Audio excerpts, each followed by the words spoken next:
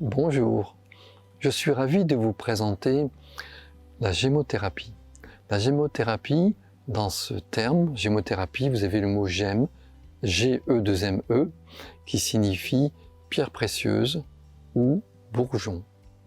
Effectivement, le bourgeon est une caractéristique dans le monde végétal qui présente en tout cas, je dirais, des qualités, des propriétés qui sont vraiment uniques.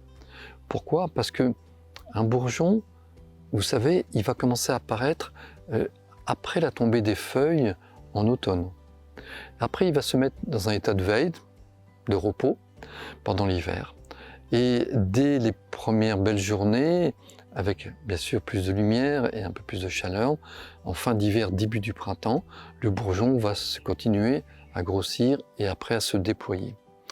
Et donc vous avez dans cette période, mais vraiment de transition assez courte en fait, très courte, mais très puissante, parce que c'est toute la montée de la sève, c'est toute l'énergie de la terre qui est tirée par les forces du ciel, hein, qui monte dans les arbustes, dans les arbres, et qui va se concentrer dans le bourgeon. Et dans le bourgeon, vous avez quelque part la totalité du déploiement de l'arbre, de ses feuilles, de ses fleurs, de ses fruits. Et par conséquent, il est extrêmement riche. C'est un concentré de nutriments, il est très riche. Il est un concentré d'énergie, c'est un concentré de molécules qui vont permettre de pouvoir apporter tout ce dont on a besoin. Et comment nous allons pouvoir extraire toutes les qualités du bourgeon? Ça vient de Hildegarde, du Moyen-Âge. C'était la première qui a commencé à s'intéresser au bourgeon. On a bien sûr perçu ses propriétés et a notamment fait ses premières préparations avec le bourgeon du cassis et ensuite quelques autres bourgeons. Et puis ça a été repris en 1960 par le docteur Paul Henry, belge, un médecin belge, qui a étendu d'une part ses applications et ses recherches sur d'autres bourgeons, d'autres arbres et d'autres arbustes.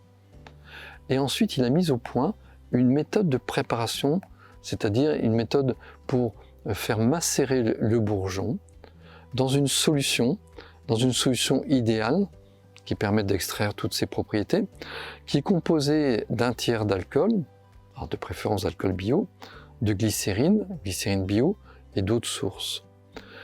Et ces trois composants vont effectivement se compléter dans l'extraction des qualités énergétiques du bourgeon. Donc on va laisser macérer pendant un mois en remuant de temps en temps notre récipient.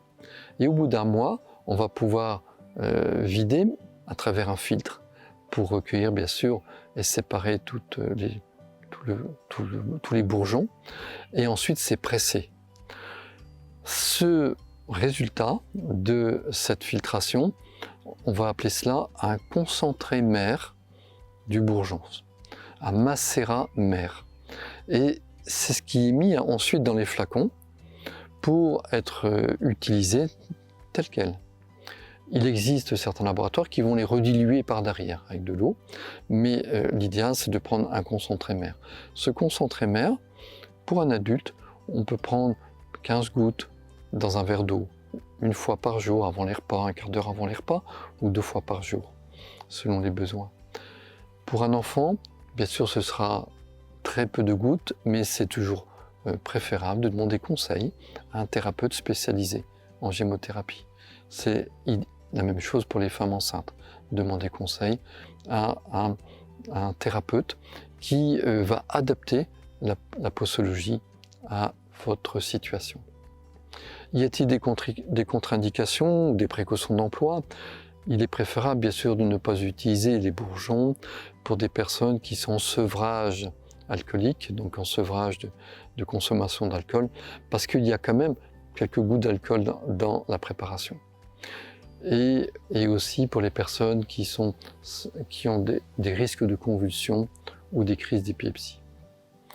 Donc voilà, si vous voulez, une première présentation, une introduction de l'origine des bourgeons, mais sachez que leur intérêt, ça apporte des bienfaits.